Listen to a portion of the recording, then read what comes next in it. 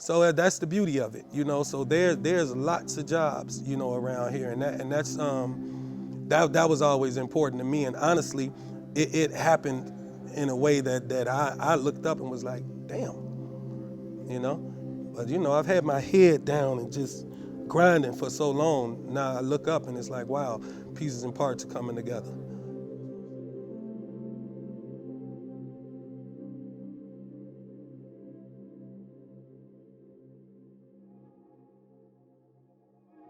Classic Film Studios came to be from me and a few of my other colleagues in the production industry.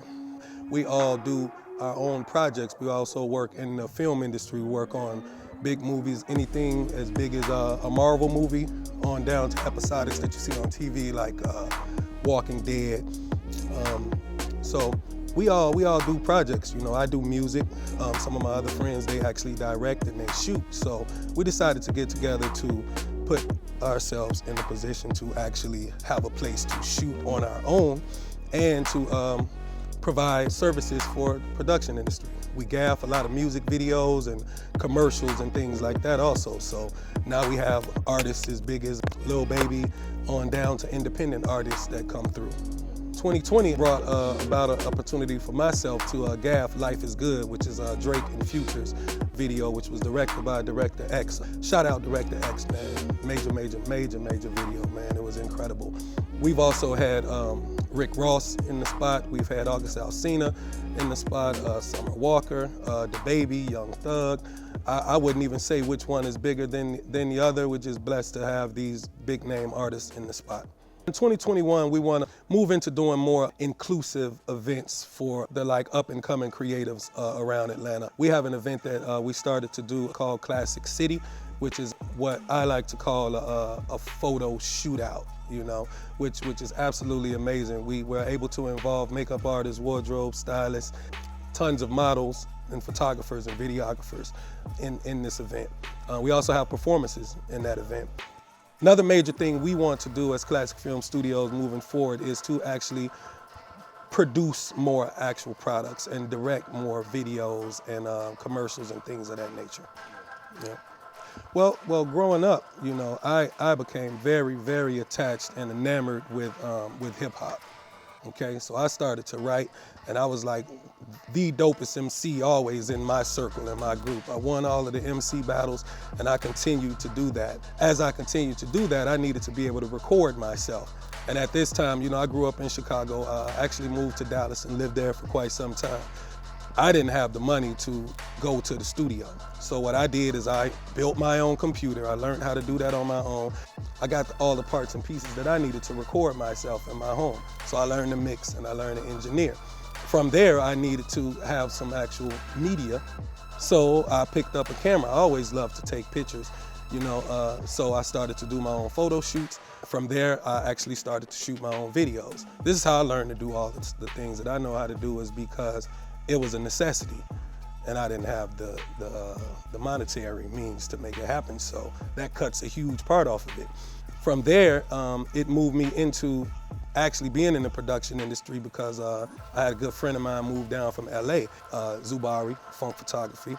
He was the gaffer on The Game, right? So he brought me in, and from there, you know, I took off. Sky's the limit from there, and it parlayed into equipment ownership and now the studio. And that's how it all happened. Not only do I want to leave behind something for my children, I want to leave behind something that's sustainable, that means something. And I also, you know, I can't sit and say I'm not proud of, you know, what I'm actually being able to combine with some brothers of the same color and actually get something great done and sustainable, you know, because that is such a cliche statement. We can't work together. We can't do stuff together. We can't. And you know, I've experienced it. I'm not gonna lie, but I've not been able to work with other people too. That ain't just black, you know. So that's another thing, you know. But the importance of building something is absolutely, you know. I mean, we're taught to go out and work for people. We got to go to school for 12 years to basically come out of that with the main thing that you're using is reading, writing, and arithmetic.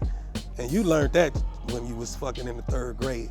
You know what I mean? So from that point all the way to 12, to the 12th grade, then you go to college. And you know, by the time, you know, you're done with it all, what you did all of that for was to work for someone else. That's what it's supposed to be. You gotta go to school so you could get a good job, meaning you did all of that to go and support my dream. So now you're gonna come work for me now. That's awesome, it's great because we need all of that, we need it, but what happens, you know, when you're 50 and 60 years old and you're still working for a company, a big name company, you know, you're a part of someone else's dream and someone else's legacy, you know, and it's of course it's much better to create your own. You know, I don't mind supporting other people's legacy and dream. I'm right there with you. I'll do as much as I can to help you as long as it's not breaking down what it is that I'm trying to build.